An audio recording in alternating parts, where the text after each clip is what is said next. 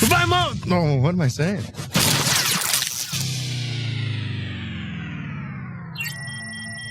What, this? It's nothing. Really, it's nothing, Ed. It's just, it's just Vocal Minority with Nick and Steve. We're about ready to get this bitch started. We are? It's really going to happen? Yeah, it's time. We need to do it to save the world. I don't know if we're ready. I don't think I can do it. I'm about to get real angry. We need to start the show.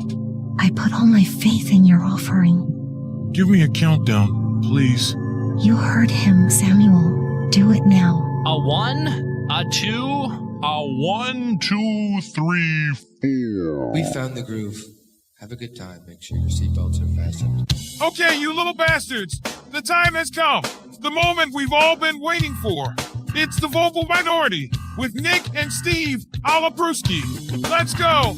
Let's get this bad boy started. The Vocal Minority with Nick and Steve Olabruski. A special day, and welcome to the podcast, ladies, gentlemen, and whatever else you may be. I mean, everyone's welcome here. Yeah, find us online, thevocalminority.net, and find all of the social medias and help spread the good word. And yeah, we're not only wrapping up 2023, but we're at a milestone, gentlemen.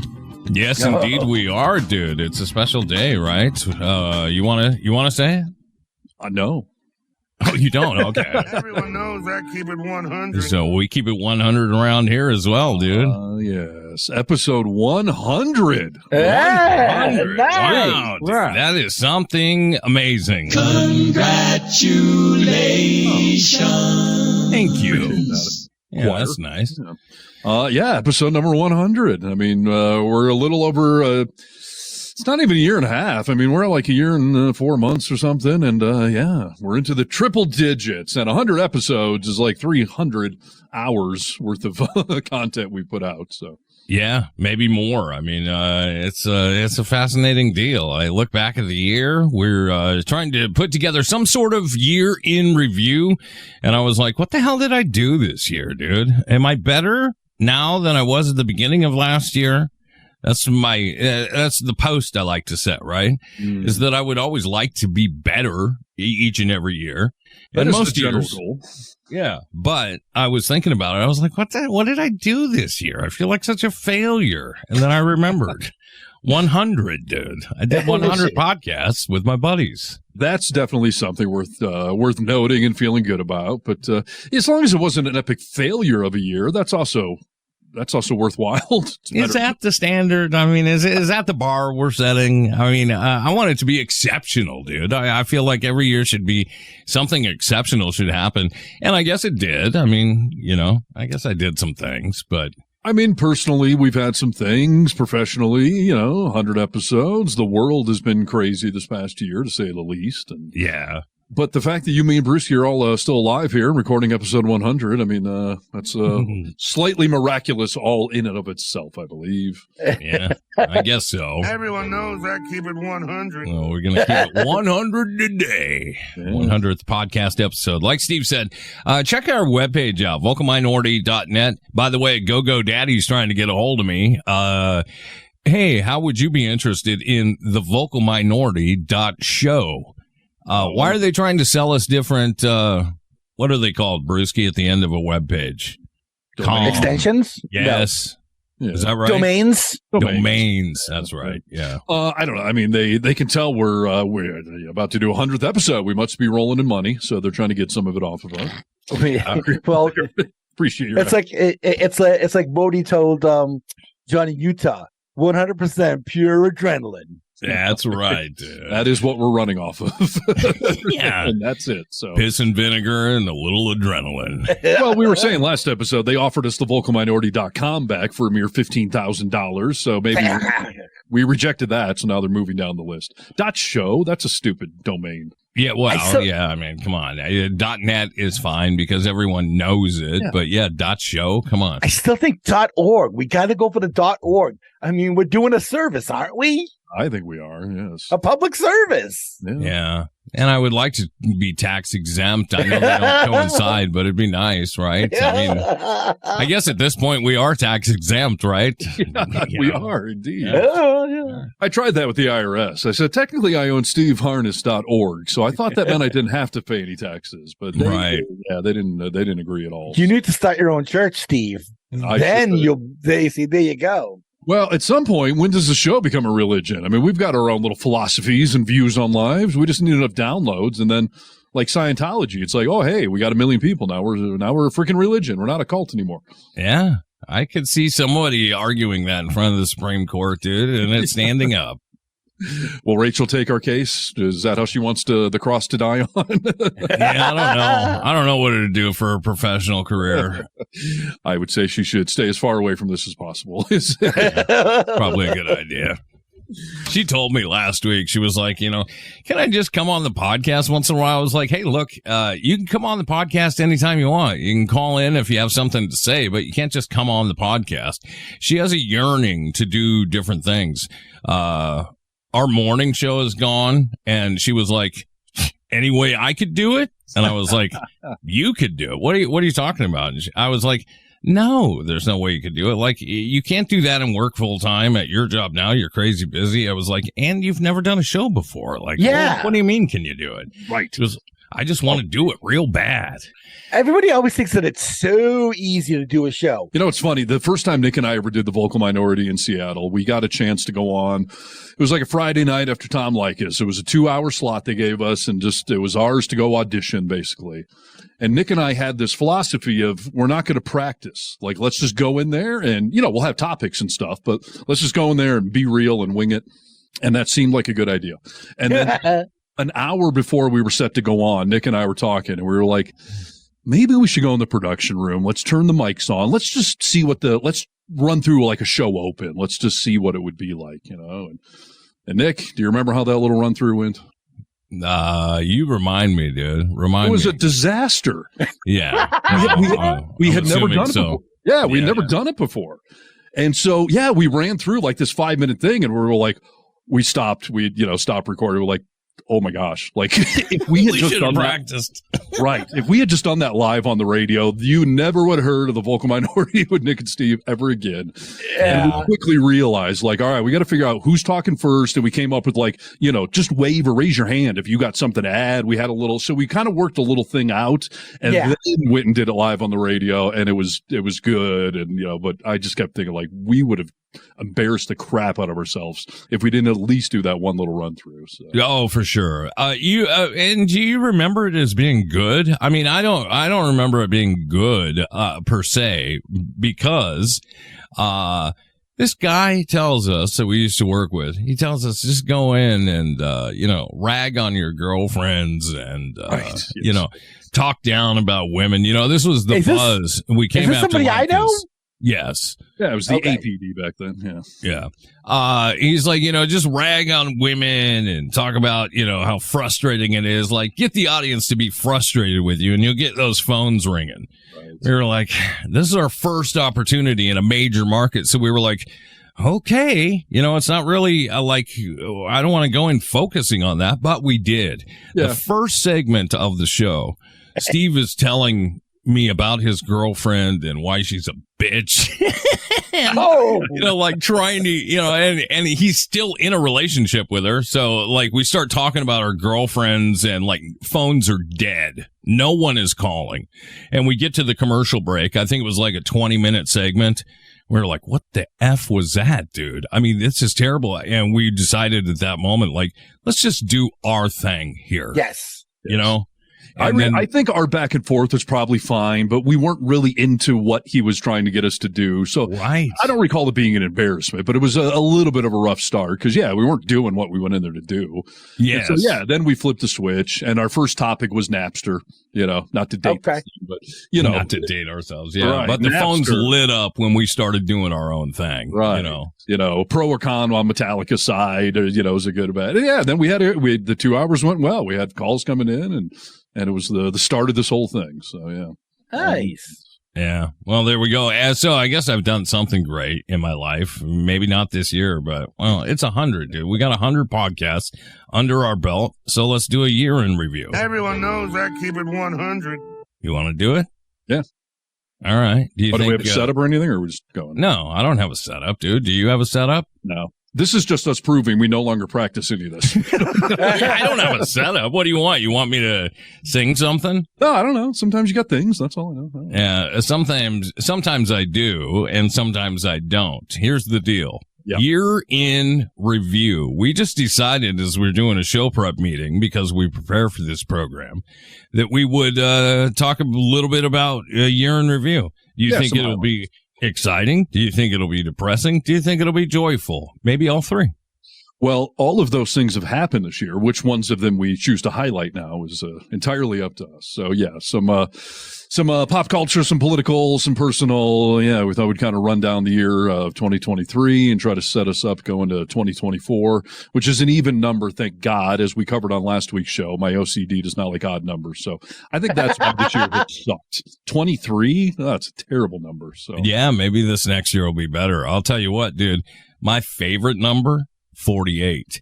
This year, I will be 48. And I don't know if I'm setting myself up for failure, thinking like it's going to be an awesome year.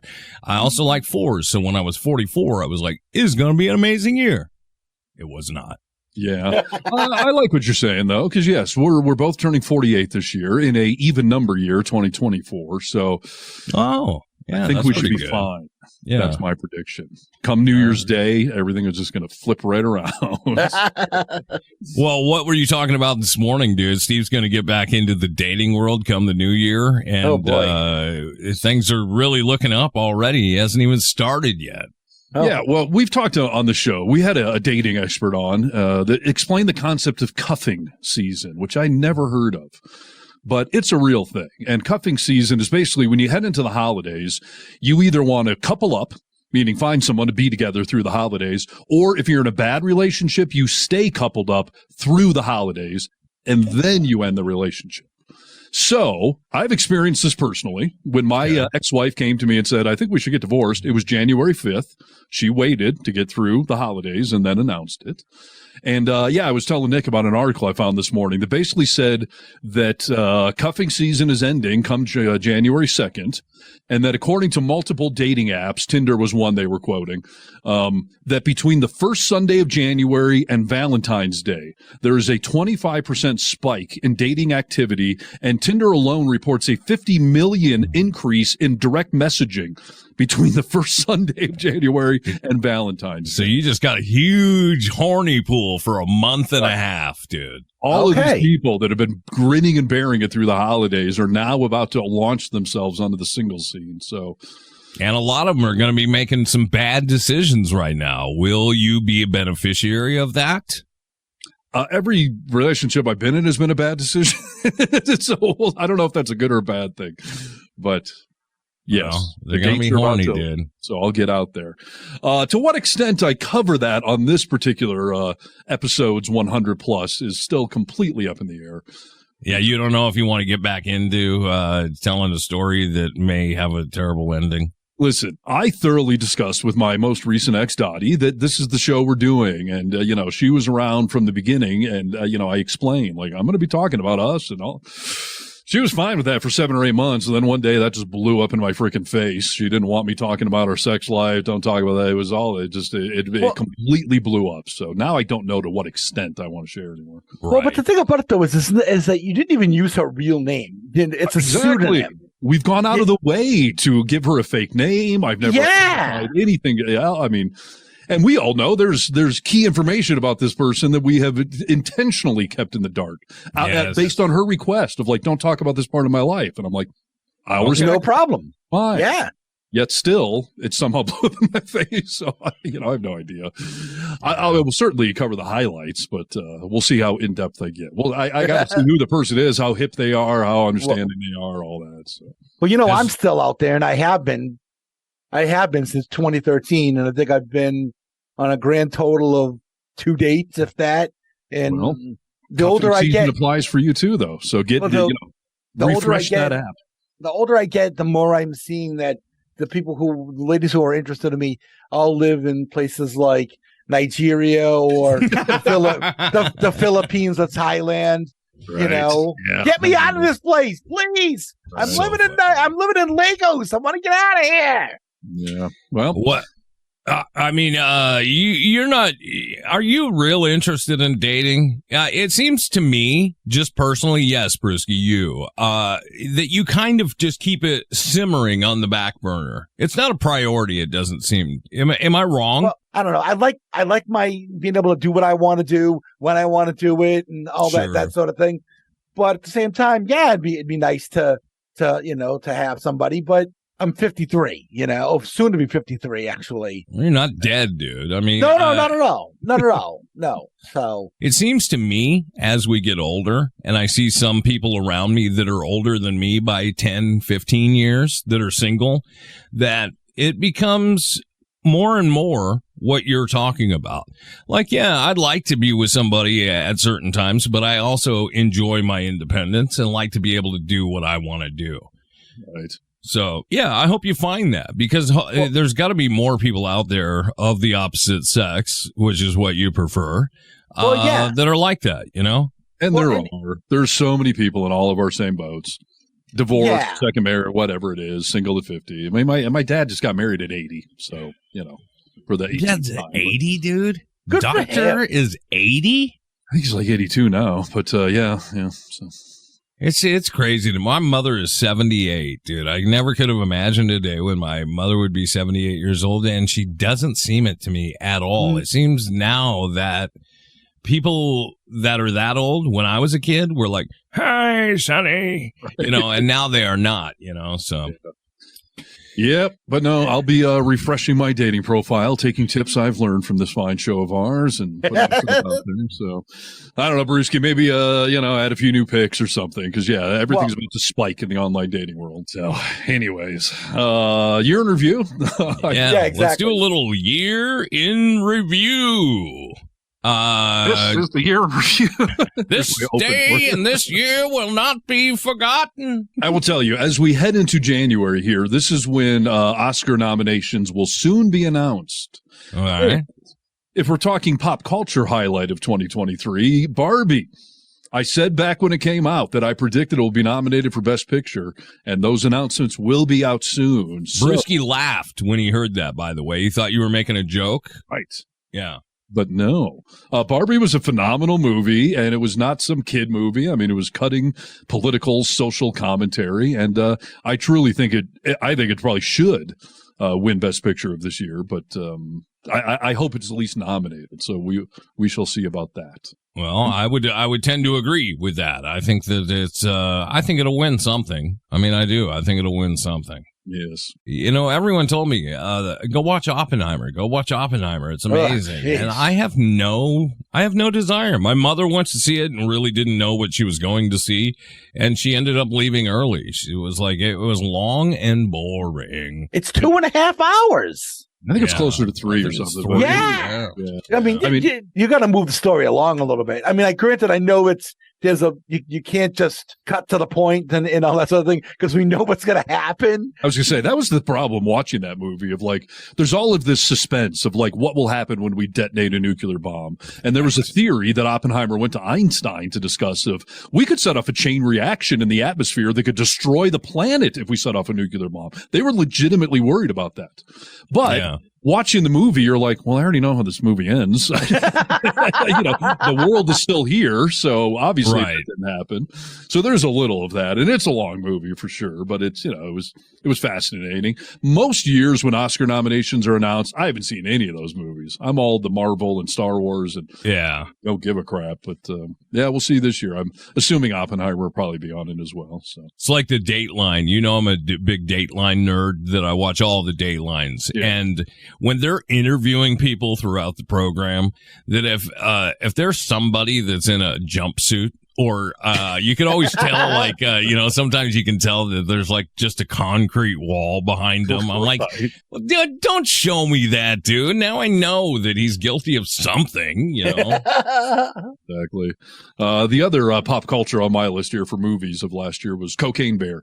Did any of you end up seeing Cocaine Bear? Another one, dude. I have no desire to see it. It just sounds so stupid that I don't even want to waste my life on it. There was one late stony night where Dottie and I were flipping around. We ended up watching Cocaine Bear. And I got to tell you, it's similar to like Sharknado. Like, it's such a ridiculously stupid movie that it's humorous and entertaining in its absurdity. It's based but the thing about at least with Cocaine Bear, it's something that could actually happen. A Sharknado cannot happen. Well, science would tell you that Sharknadoes are possible, Brewski. So no. If they swim in a circle fast enough, it could happen, Brewski. But they're not in the water out there that sucks them out of the water and then moves it. Scientifically speaking, but they'd have to have water going over their gills the entire time. Otherwise, they would suffocate. Yeah. Oh, I didn't think of that. You're right. No. The Cocaine Bear, I know it's based on a true story, but if you see the movie, none of it's true. Like, it's not what this bear, the bear did not go on some man-hunting, killing spree through the I mean, It's so over the top and ridiculous that I actually do think it's worth a drunken, stony night's worth of entertainment. So I'd like to know how many chicks did he pick up and what nightclubs did he hit up with the cocaine that he found? Yeah. And what was his favorite EDM band? Yeah. He did go on some rampages. He did get some women, I will tell you. Not that way, Steven. He ate some women out, that is for sure. So. Woo!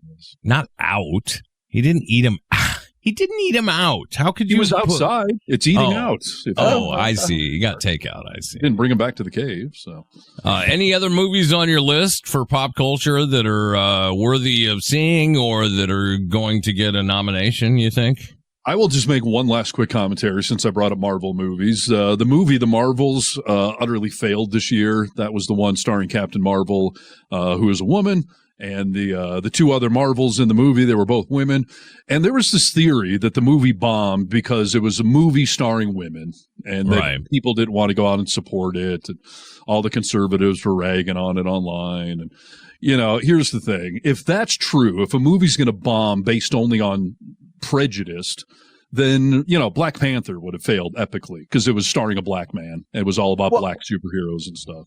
Yeah, but that's different. Like if they had made Black Panther a white woman who dressed in the Black Panther costume, then comic book fans would be up in arms and screaming about it. And that's it. You know what I mean? So I think when Black Panther came out, there's a lot of people like a black superhero. And by the way, not to spoil anything, but the second Black Panther, it's a woman. Like that's what the transition was.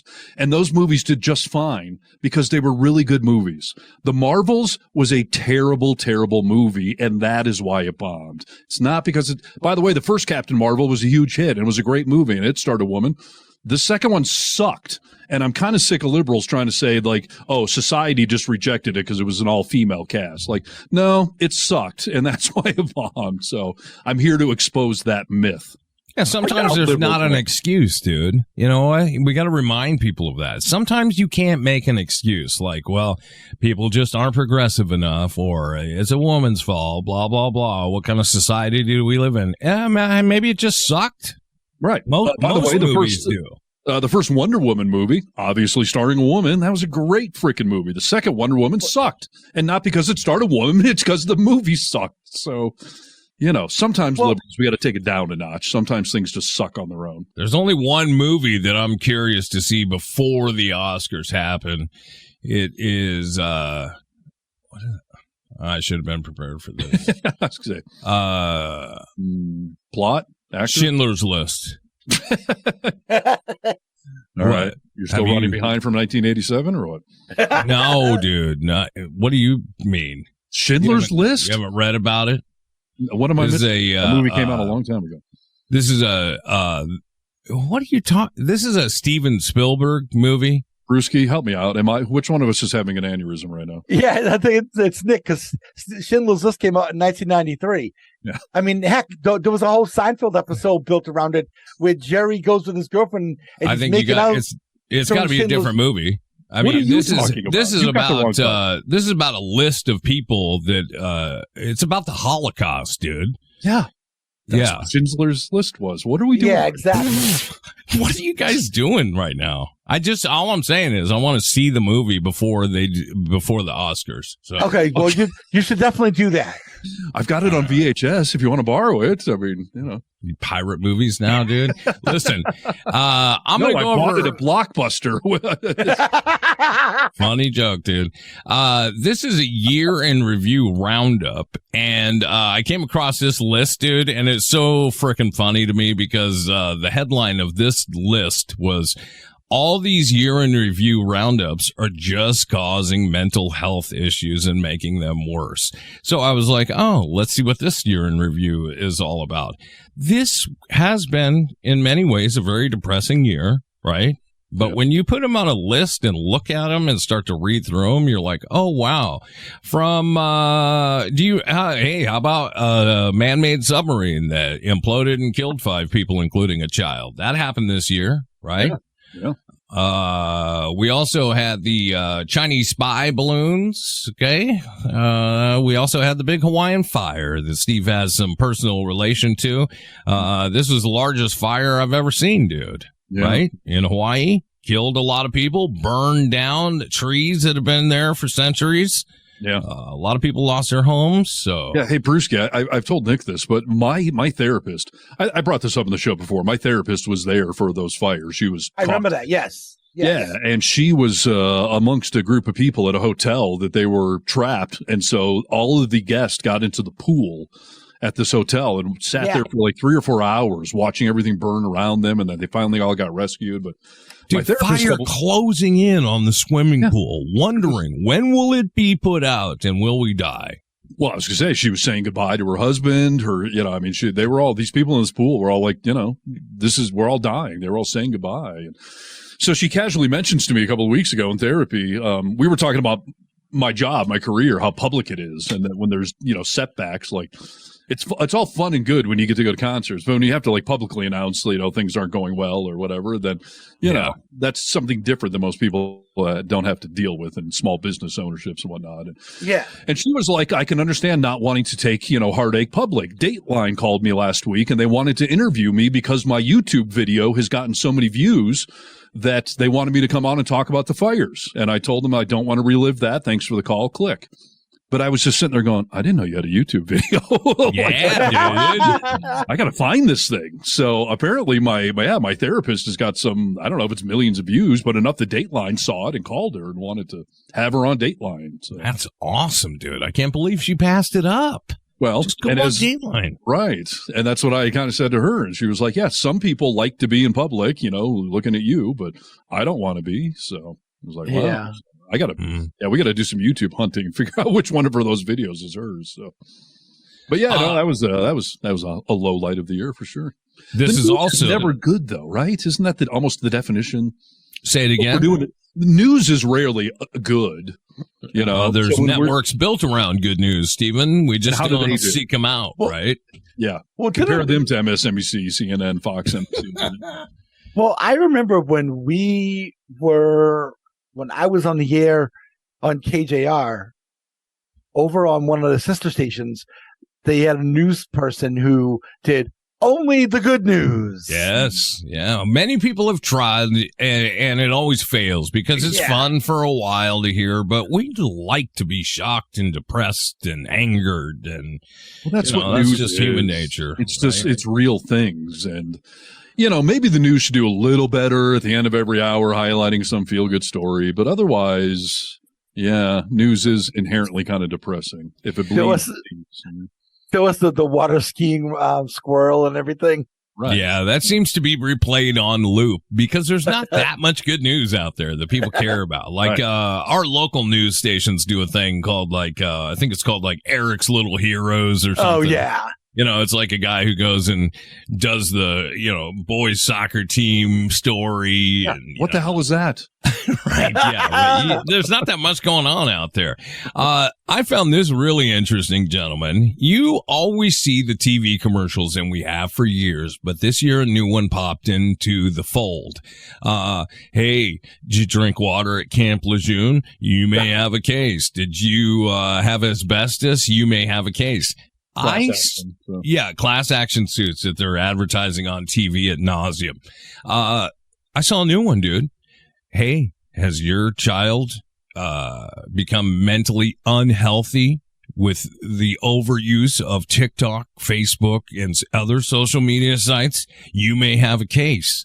So now we are getting ready to start suing these people because our kids are getting depressed and also becoming violent, you know, the whole gambit. Sure. Yeah, I have seen that, you know, basically, I think the crux of these suits is that these social media companies are well aware of the negative impacts of what they're doing and are essentially ignoring it, which, you know, if tobacco companies do that, we go after them. If a car company ignores risks, you know, we go after them. So this is going to be a fascinating legal debate as to, you know, it may not be healthy for you, but is that up to us to be determining for you, us being Facebook or whoever? I think the thing is they're going to find what have you used to addict people to this process of watching all this stuff over. You know, you can't put your phone down. I mean, hey, look, phone addiction is a real thing, dude. I mean, people go get, where do you go when you do drugs? Rehab. They go to rehab for it. Yeah, sure. Anything can become abused and overused and distract from your life, and then it, by definition, is an addiction. So, yeah. Some people would say that it's not so much addiction, it's just that there are some things that you enjoy more than life. Masturbation. Right. Well, that's the classic thing. I've heard so many people be like, how can you have a sex addiction? Sex is nothing but good. Like, you're doing it in a healthy way, but if you're spending all day watching porn and you're not going to work, you're not paying the bills, if you're dating so many women, you're getting diseases, and you're like, you know, you can make any good thing destructive. If I'm riding a dirt bike 20 hours a day and spending all my money on it, that is now an addiction, and that's not okay. Yeah. Right. You know, it's like everything. You got to have balance, you know? Yeah, gotta have balance. Has this last year we're about to end been balanced for you, or have you found some addictions in your life, such as TikTok? It has become an addiction to me, dude. I wake up, I do a couple of things as I'm drinking my coffee. I usually play Wordle and have a cigarette, and then my next move is TikTok, and I'll scroll through a couple of videos. 45 minutes later, I'm like, I gotta get moving here. You know, I'm addicted to it, dude. Yeah, but you're cutting yourself off. You're the person that after 3 drinks is like, well, this is too much. Most people drink a case and they never think that. So at least you're aware of it. Like, oh crap, I just killed 45 minutes. I got to go do something. I would argue I'll burn an hour watching Facebook or TikTok videos, but unlike for most of my life, I don't spend hours a day watching TV anymore. Like, my entertainment has now become like web videos. So instead of watching, you know, multiple episodes or whatever, I'll spend an hour flipping through web videos. And so I do the same thing, dude. I mean, I still watch TV, but it has become far less. And I do watch these videos, and I question myself all the time. Am I ruining the chemistry of my brain to have such a short attention span that I need 3-minute videos to scroll through it? I need a redo every 3 minutes to keep that dopamine going. I have noticed that myself, and we're seeing this in society. I see it at the radio station. It used to be really common to run 60-second ads. Then it got down to 30 being the common. Now a lot of companies run 10 to 15-second ads because all of our attention spans have gotten so short.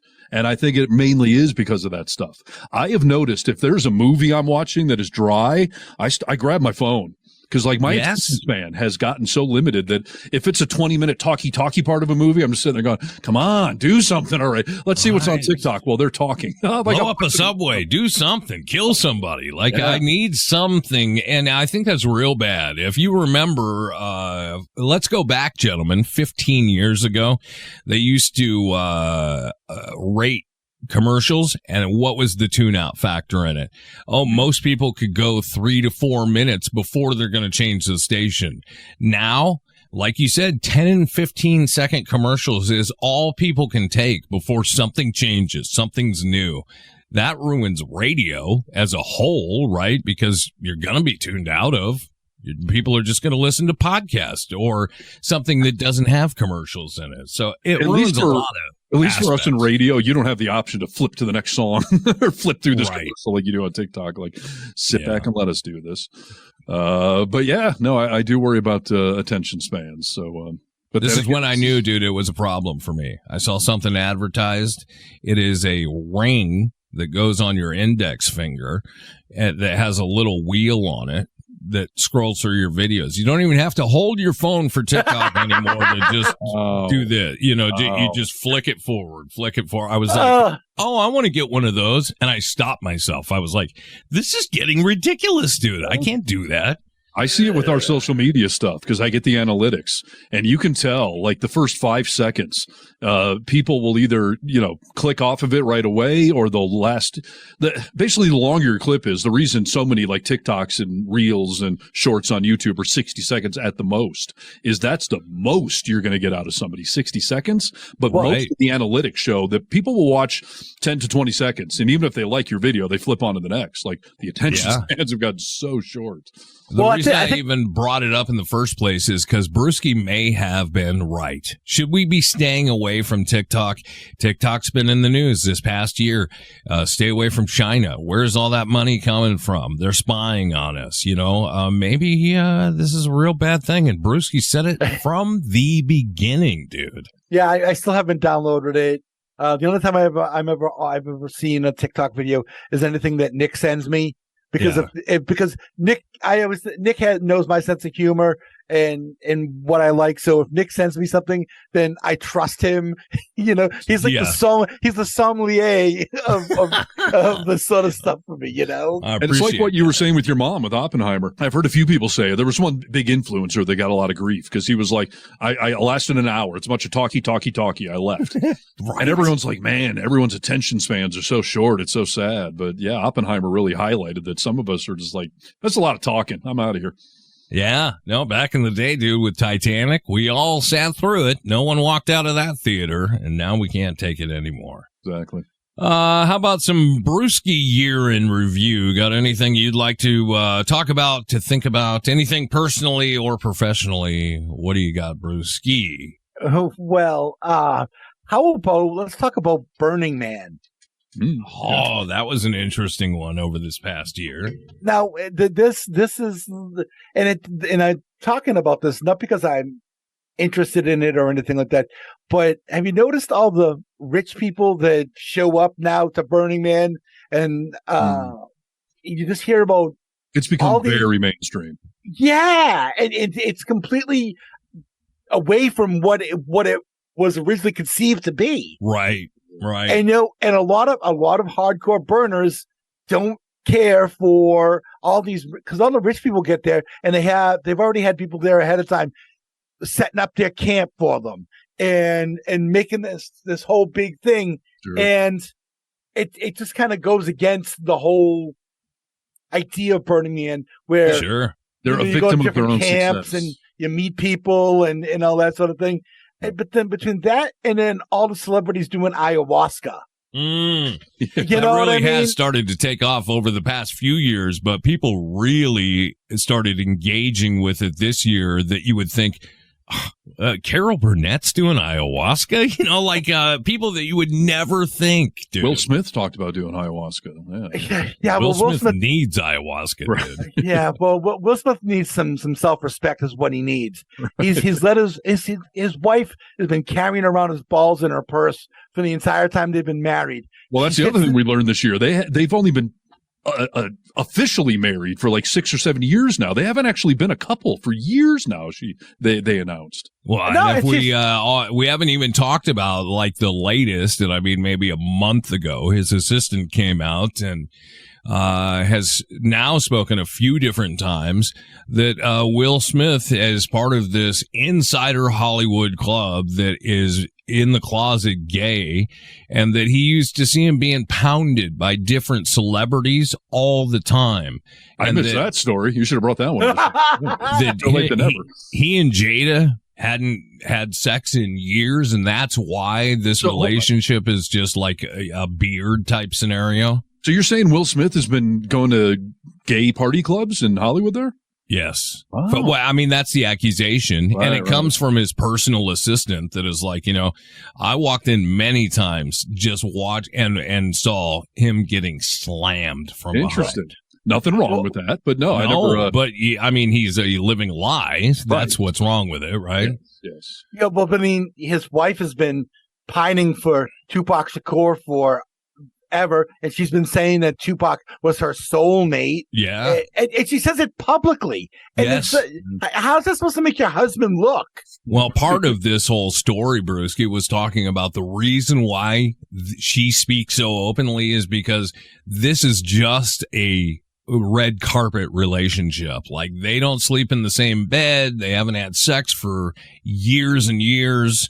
And was part of this. Like, oh, that's why Jada talks like that. Well, she has no respect for him at all. Yeah, clearly. And by the way, circle back real quick. You brought up Burning Man. I mean, first of all, part of the funny thing of Burning Man this year was it was a mud fest. They got all the rain, so everyone, celebrity or rich or not, they all got stuck in the mud. Yeah, which was funny. And I live somewhat near Burning Man, so I always see the burners coming through my area and all their crazy vehicles and whatnot.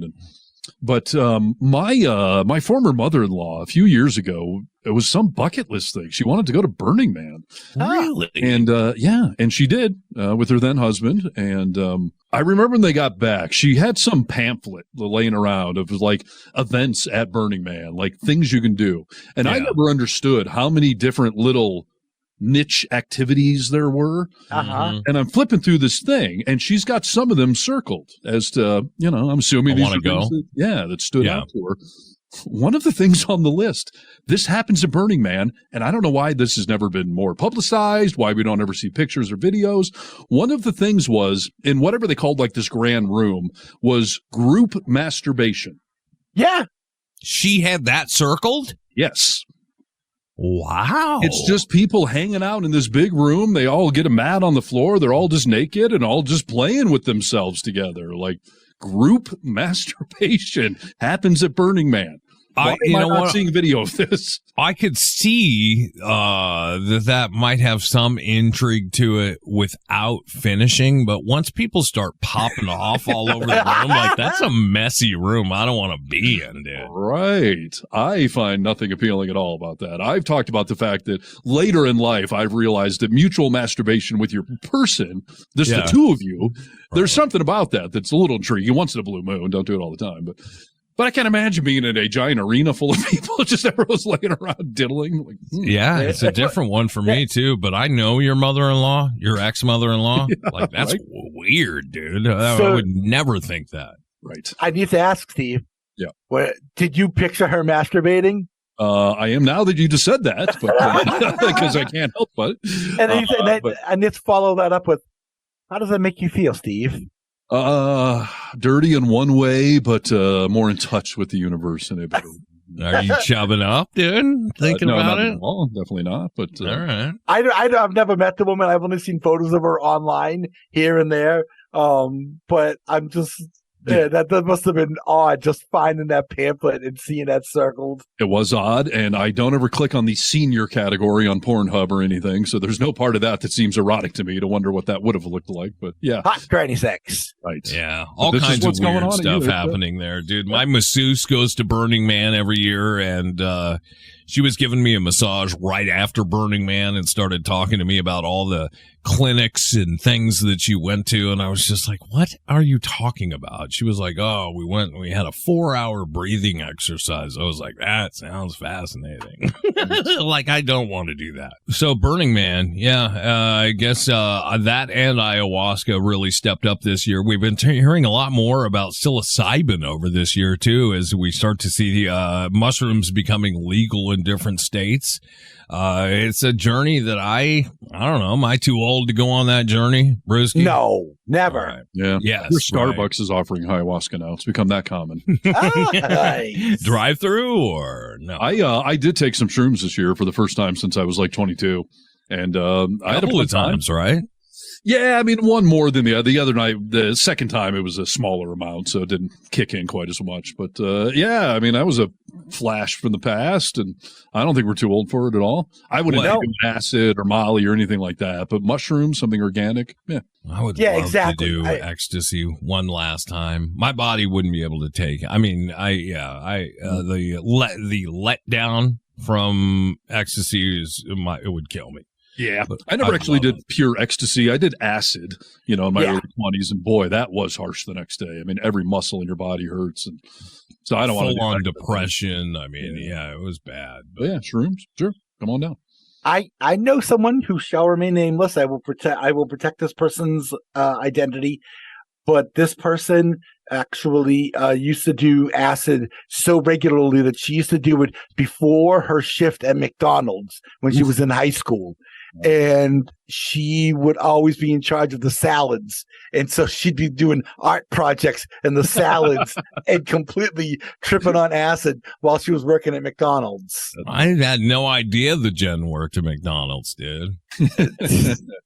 Hey, by the way, bringing up McDonald's, Brewski a couple episodes back brought up this, what is it called, Brewski? The spin-off of McDonald's, Astros or something? McSees or something like that. I finally figured out what that actually is. Would you like to hear what it is? Yes, I know please. what it is, dude. Well, it's basically McDonald's version of Starbucks. Yeah. It's a drink place with a limited food menu, but they don't do coffee. It's all smoothies and boba teas. And then they have a limited food menu like Starbucks does that teases off of the McDonald's menu and then has some new stuff. So it's basically McDonald's drink place is what the concept really is. And it seems to be, from the article I read, I think there's one in my area that is taken off. There's so many of those drink places now, smoothie places, boba tea places. So McDonald's is like, we can do this too. Starbucks, that's basically what Starbucks is. It's a drink place with a limited food menu. So that's what this McDonald's thing is. So I'm curious to see if it actually, takes off or not. So I think Mr. Crocker's got to be, spinning in his urn, dude. He didn't ever think Ray about So Kroc? Bastard. we'll see. I have a year in review thing that is good news since we're mentioning that there was no good news. Okay. But, so we talked about this in the show a year ago. Last year in December, scientists at the National Ignition Facility at Livermore National Laboratory in California managed in a world's first to produce a nuclear fusion reaction that released more energy than it used, a process known as ignition. Right. So this would be the greatest revolution or evolution in scientific history to have self-sustaining energy source. This is like what Star Trek does. Why these ships can fly through the universe forever and ever, because they have self-sustaining energy. Right. So we talked about this a year ago. The big news that came out recently here is scientists have successfully replicated that ignition at least 3 separate times this year. They had proven that wasn't a fluke. Now they've done it 4 times in this past year, created a source of energy that puts out more than it took to create it. Like, this is the future of everything. No more fossil fuels. You don't even need an electric car. It's not going to happen. Self-sustaining. And they've Flux capacitor right there. Exactly. It's not going to happen, dude. You know why? The Tesseract. They will be They will be unalived. The people doing this will be unalived by the oil and gas corporations. I mean, this is why we're putting attention on it. So if these people start disappearing, don't let it happen, people. There's a guy on YouTube that figured out how to get his car to run off vapor, right? Just with water. And he was like, oh, I finally got this to where I know I can mass produce this. All his research went missing and he was murdered. There's been several stories like this, like fossil fuels aren't going anywhere, dude. Oh, well, then let's step in and make the vape car. I mean, if it's out there, then you can't stop progress. Yeah, well. But this thing with these scientists and this fusion reaction, I mean, this is major, news. There's a lot of money going into it, a lot of attention on it. So I don't think it's just going to go away.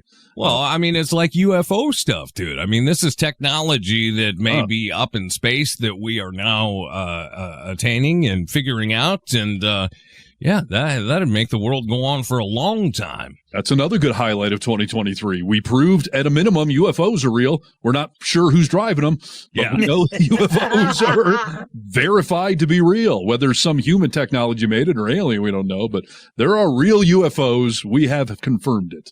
So that's a major milestone this year, too. Yeah, and the same people that testified to all of that said that there was biological matter found as well. So, I mean, somebody... well, if you scan my bed sheets, there's biological matter all over it. It doesn't mean aliens did it. They could have helped you. Right. Although I've been told I'm out of this world, so yeah. Listen, these will all be very good things if they can happen. But that's unbelievable, dude. I mean, if we can get to a point where we can have that technology in our house and it just runs all the time and it costs nothing, maybe a little maintenance, that'd be unbelievable. It is the future of powering cities, powering vehicles, and everything else. Self-sustaining, replicating energy. I mean, it's been a scientific fantasy forever, but 4 times in the last year they've proven they can do it. Now they just have to ramp it up, obviously. Yeah, and they better start because so many places their power grid is outdated and failing and everything like that. I don't know. You guys get this during the winter? I've been getting emails and texts from my power company that said like, "Hey, between 4 and 7 on Thursday, like, can you turn your heat down to 60 and keep your lights down?" Do you get that stuff? No. I mean, not the text like you're talking about, but California during bad years has rolling brownouts that they talk about and whatnot. And that's lack of energy. And there's, self-sustaining energy would solve world famine. I mean, there's no reason Africa would have to be a third world country if every part of it has self-sustaining energy. I mean, it's, grow your crops, have water. I mean, it would change history more than any other scientific advancement. So, indeed. See how long it takes. Yeah, I'm all for it. Hey, as we look back at this past year, we do see 2 very different sides to an upcoming presidential election. How about that?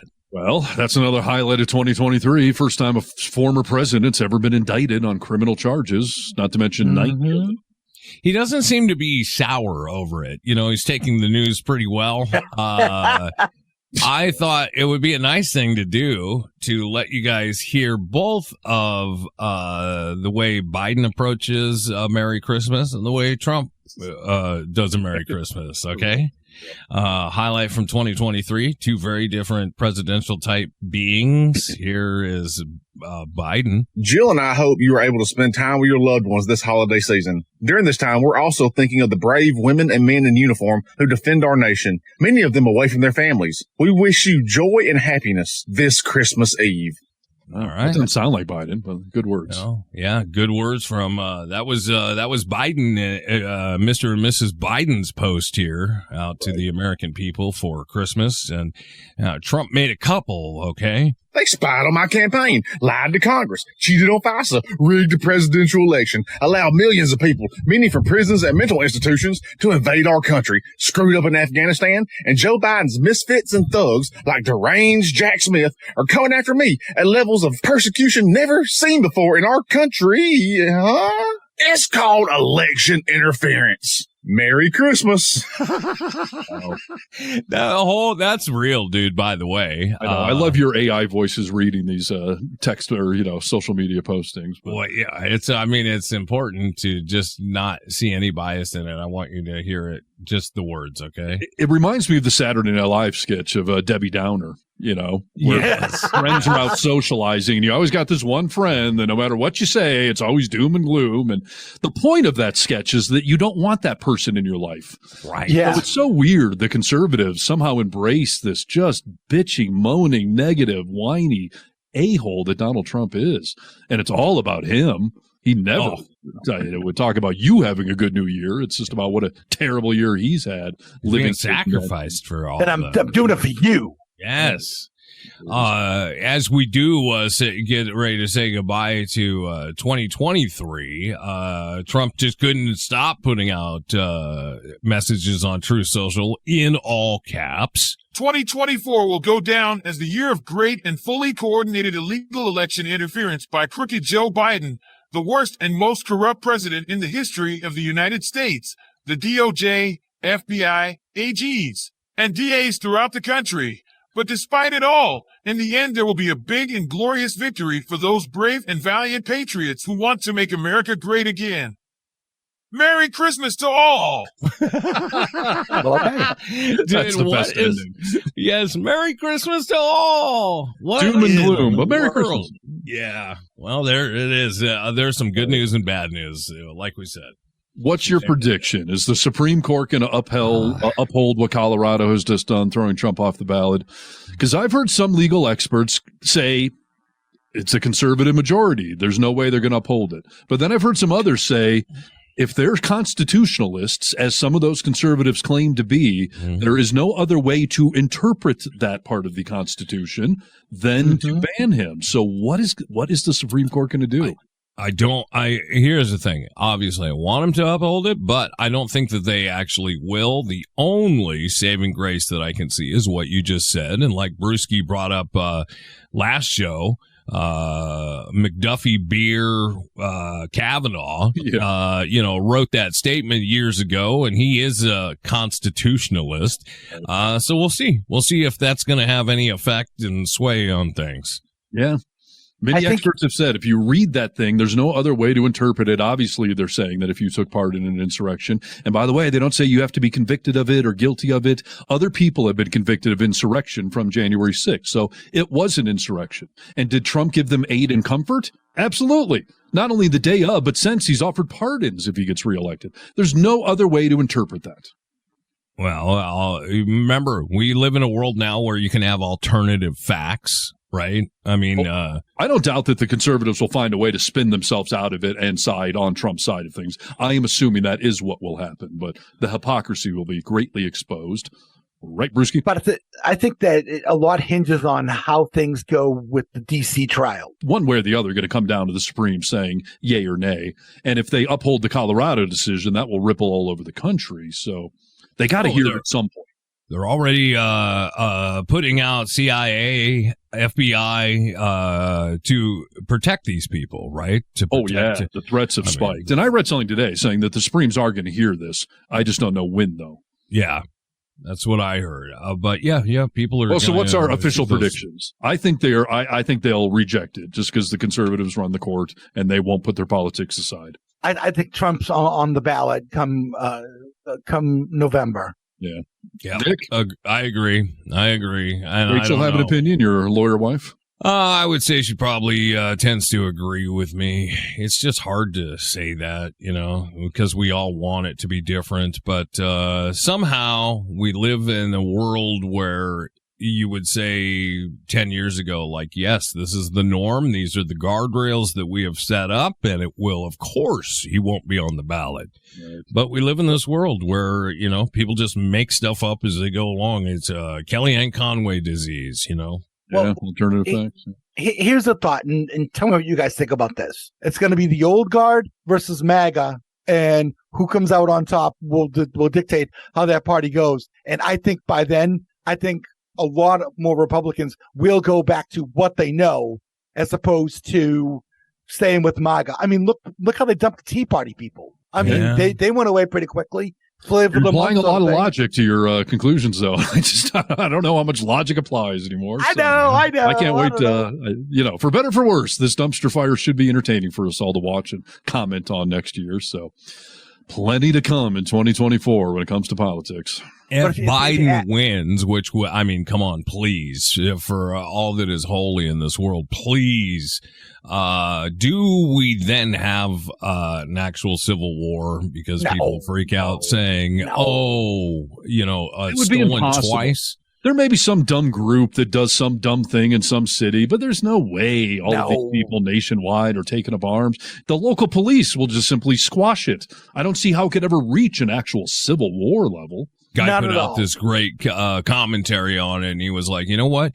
You guys all talk about civil war. You are putting away ammunitions and weapons, and you're wearing your Walmart bulletproof vest, and he flashes up on the screen. He was like, this is a military drone. It flies at 50,000 feet. You can't see it. It is accuracy within 4 inches of wherever it lands. Like, what are you doing? What are you talking about? You'll be done. Exactly. So I'm not worried about it. Although if they want to thin their own herd out by going head to head with the police and military, go ahead. Let me know how that works out for you. A few less votes in the next mega round. So maybe so. All right, time to wrap it up for 2023 and episode number 100. Good grief. 100. Got it in the bank. All right, dude. That was good. Can't wait to see where we're all at episode 200. I mean, seriously. Yeah. So, well, we've got we do know. We've got a busy year ahead of us as far as this program goes, dude. Some changes, some leaps, some bounds are going to be made with the podcast. And a thank you to the audience that has stuck with us through this past year. There's more to come, bigger and better, ladies and gents.